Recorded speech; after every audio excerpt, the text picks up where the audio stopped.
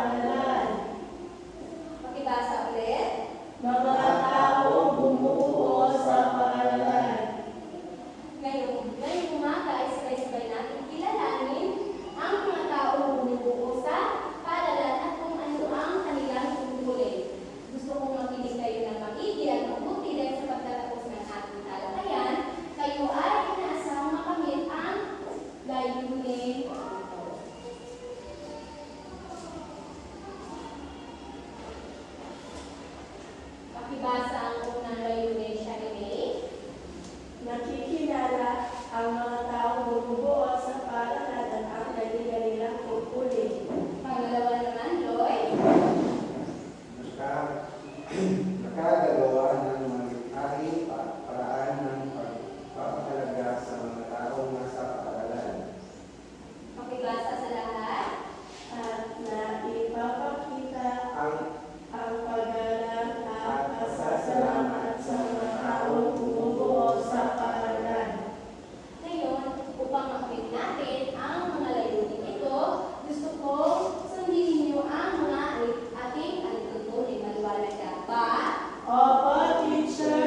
Ngunit bago ang lahat, bago natin kilalanin ang mga taong bumubuo at ang kanilang mga tungkulin, ay magkakaroon muna tayo ng pangkatang gawain. Meron tayong tatlong gawain sa umaga ito. So, ang gawain 1, una lang ang magbabasa. So, panuto. Basahin ang bawat pahayag at hulaan kung sino ang tinutukoy. So, ako ang magbabasa. Tapos, tatanungin ko kayo kung sino ang tinutukoy sa pangungusap na ito. Maliwanag ba? Opo, teacher! So, sa una, gusto kong tumayo si Lloyd. Gusto kong hulaan ito. Ako ang nagtuturo sa mga bata araw-araw. Sino ako?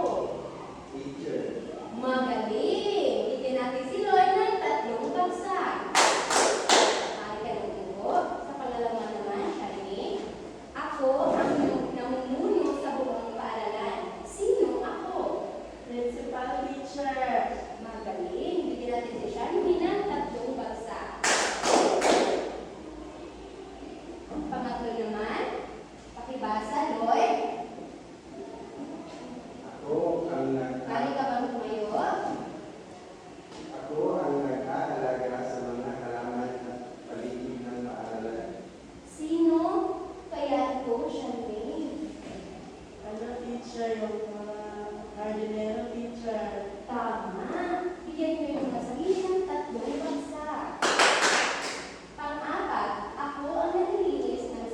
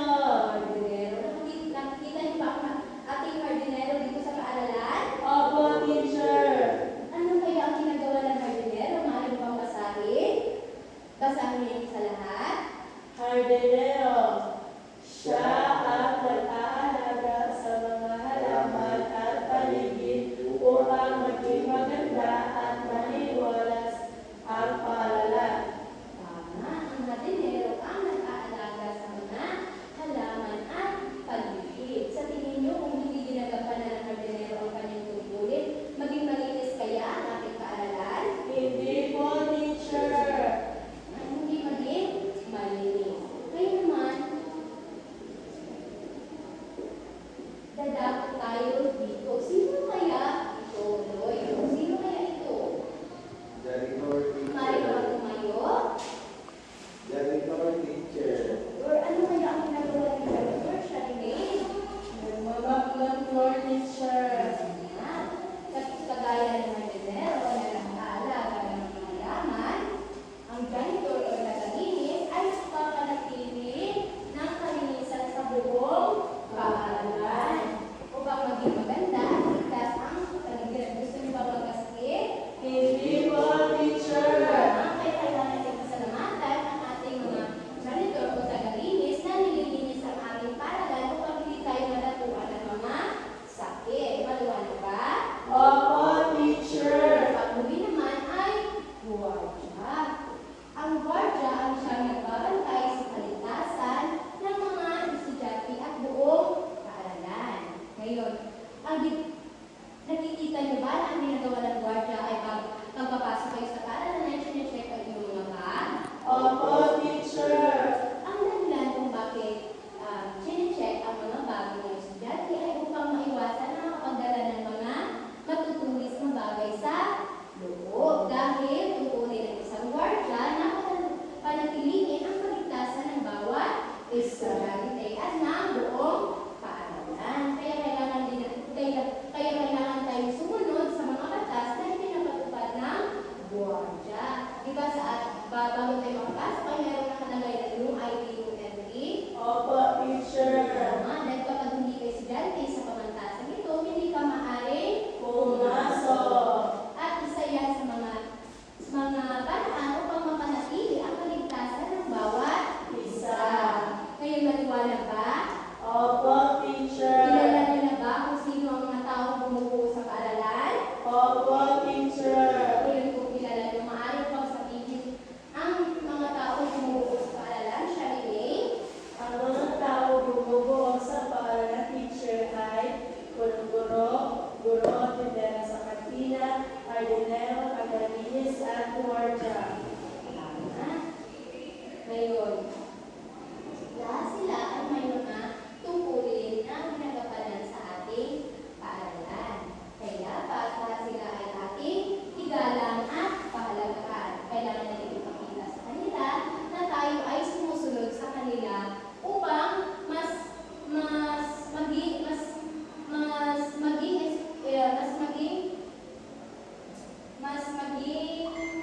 maging madali sa kanila na gampanan ang kanilang mga tungkulin dahil lahat tayo ay sumusunod sa kanila. Katulad ng guro, kailangan natin makinig sa guro, kailangan nila natin makinig sa guwardiya, at kailangan natin makinig sa lahat ng mga taong bumubuo sa ating paaralan. Ngayon, ano ang tungkulin ng bawat isa? Ano kaya ang natutulin ng mga taong bumubuo sa paaralan? Lloyd, ano ang tungkulin ng isang guwardiya?